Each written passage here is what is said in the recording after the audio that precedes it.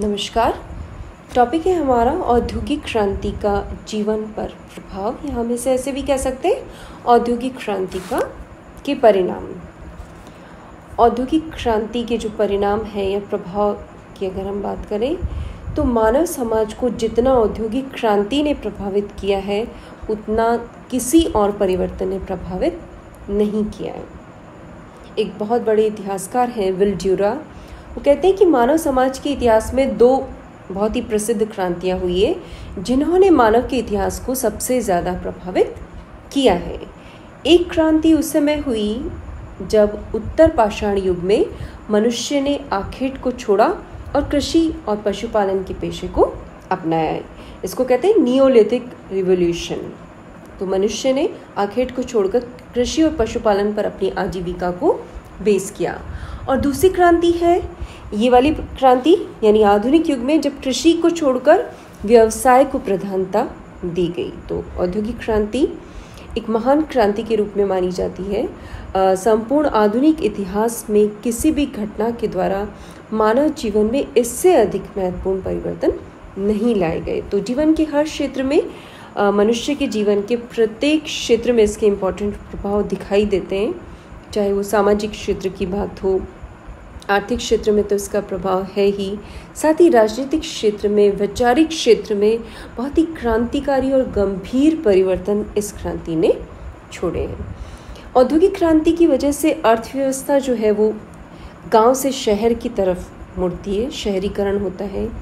कृषि से उद्योग की तरफ इसका ट्रांजिशन होता है, उद्योग इम्पॉर्टेंट हो जाते हैं, कृषि पे बेस्ड है, लेकिन कृषि से उद्योग की तरफ प्रोग्रेस दिखाई देती है। बड़े पैमाने पर प्रोडक्शन होता है और जो व्यापारिक सीमाएं हैं, व्यापार जो है वो राष्ट्रीय सीमाओं को लांघकर अंतर्राष्ट्रीय सीमाओं की ओर बढ़ने लगता है।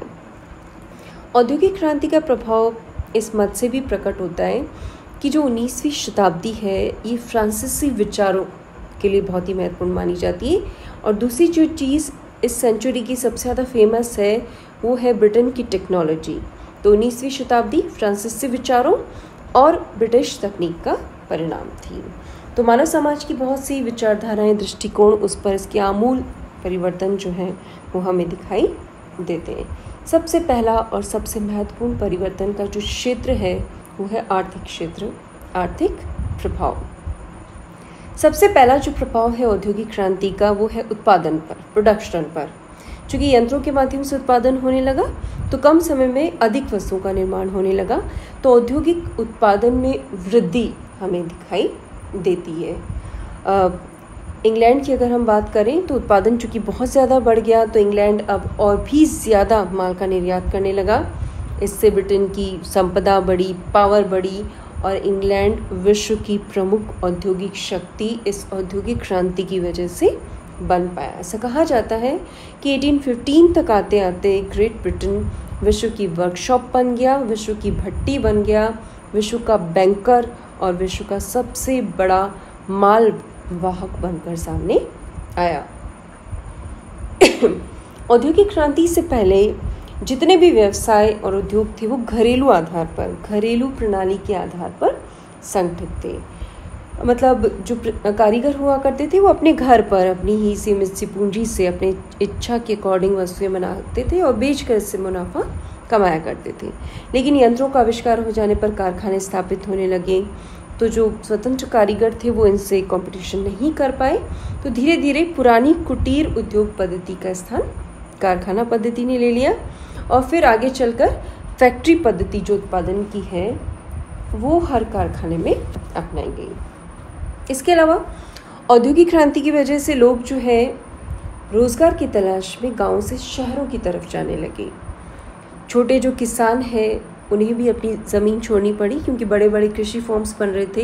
एनक्लोजर एक्ट की बात हमने की थी, बाड़बंदी अधिनियम जिसको हम कहते हैं, तो उन्हें अपनी ज़मीनें छोड़नी पड़ी। तो ये भी काम की तलाश में शहरों में आने लगे, कारखानों में आने लगे और धीरे धीरे औद्योगिक केंद्रों की आबादी बढ़ने लगी।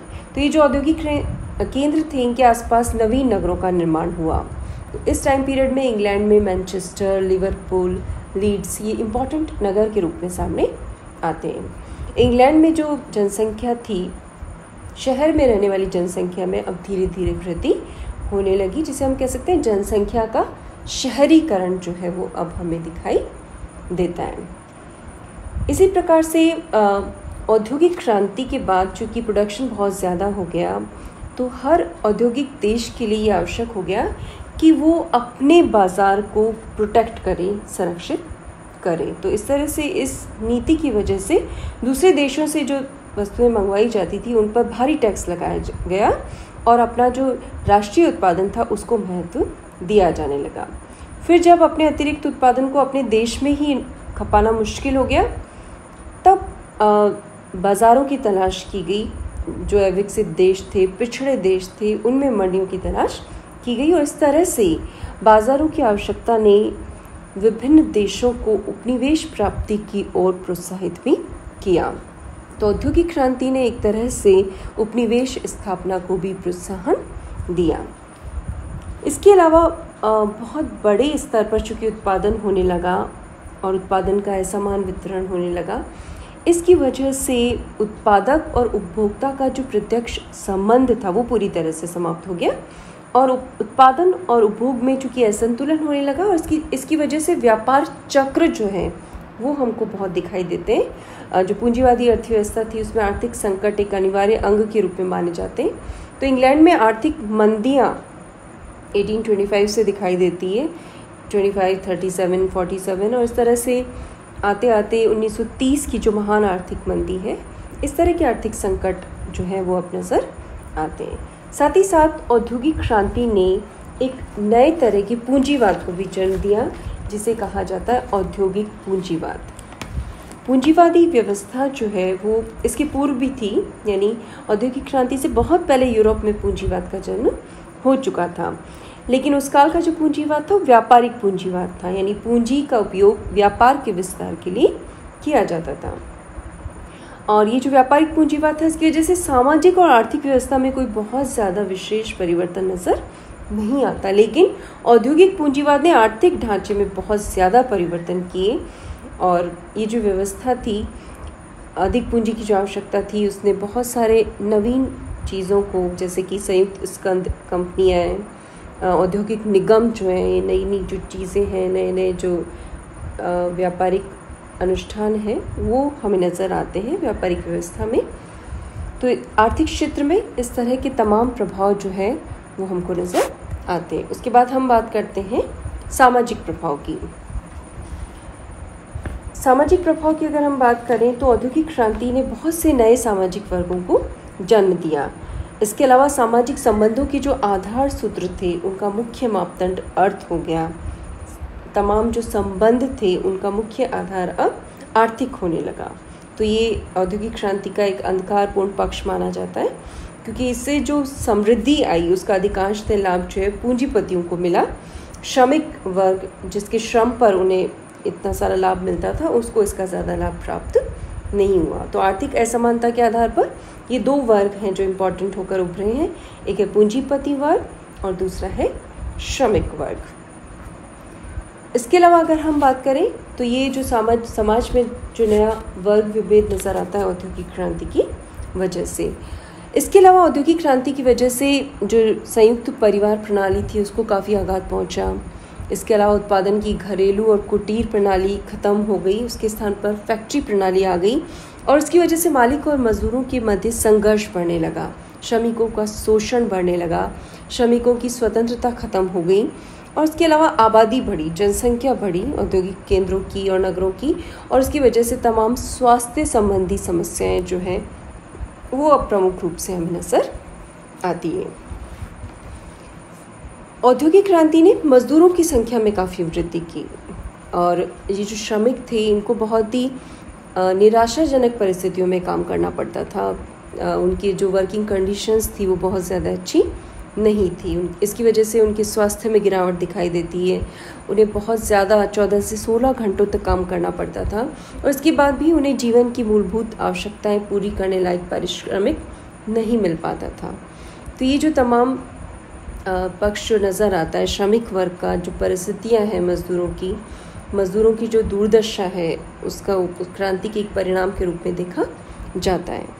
इसके अलावा औद्योगिक क्रांति के फलस्वरूप एक बात ये भी हुई कि मालिक और श्रमिक के जो व्यक्तिगत संबंध थे वो पूरी तरह से समाप्त हो गए।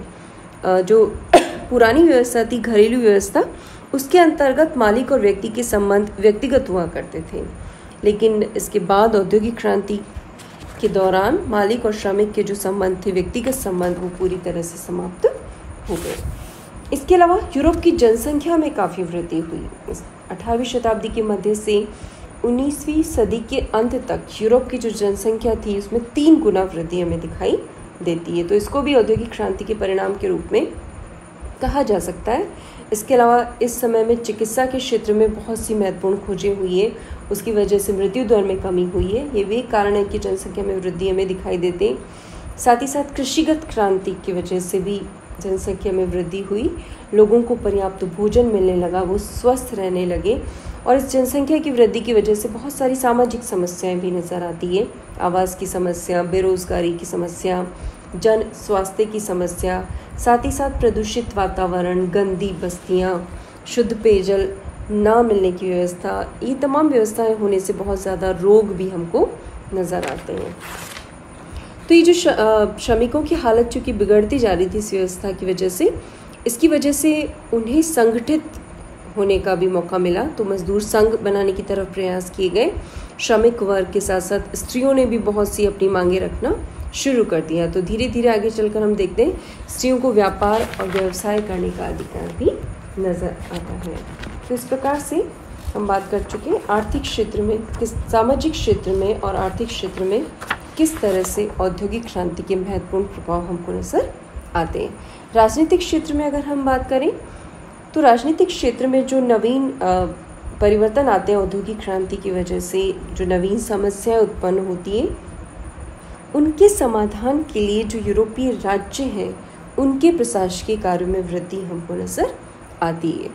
क्योंकि जो ये नवीन समस्याएं उत्पन्न हुई उसकी वजह से शासकों को इन तमाम समस्याओं के निदान के लिए नवीन नियम, कानून, विधियां बनाने पड़े। तो इस तरह के बहुत सारे कानून जो हैं वो बने, जिन्हें फैक्ट्री अधिनियम के नाम से जाना जाता है। श्रमिकों की दशा सुधारने के लिए, जो बाल श्रमिक हैं उनके काम के घंटे कम करने के लिए बहुत सारे फैक्ट्री अधिनियम इंग्लैंड में इस समय बहुत ज़्यादा बने।